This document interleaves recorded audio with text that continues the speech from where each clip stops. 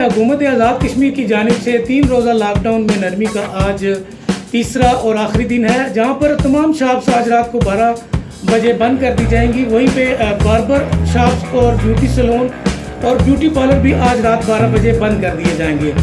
ज़िला मेंबर आज़ाद कश्मीर के तमाम ब्यूटी पार्लर और बार्बर शॉप्स पर हुकूमती SOPs के मुताबिक बालों की कटाई और दीगर फेशियल और दीगर जो इनके काम है वो जारी है। यहाँ पर तमाम जो गाहक हैं वो SOPs के मुताबिक सोशल डिस्टेंस पे बैठे हुए हैं और जो बार्बर हजरात हैं उन्होंने मास्क पहने हुए हैं और उसके अलावा उन्होंने ग्लव्स भी पहने हुए हैं।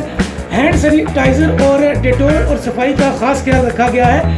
और दूसरा, अगर आज रात 12 बजे इन बार्बर शॉप से दूसरी दुकानों की तरह इन पर पाबंदी लग जाती है तो देखना यह है कि आया कल ईद होती है कि अगर नहीं।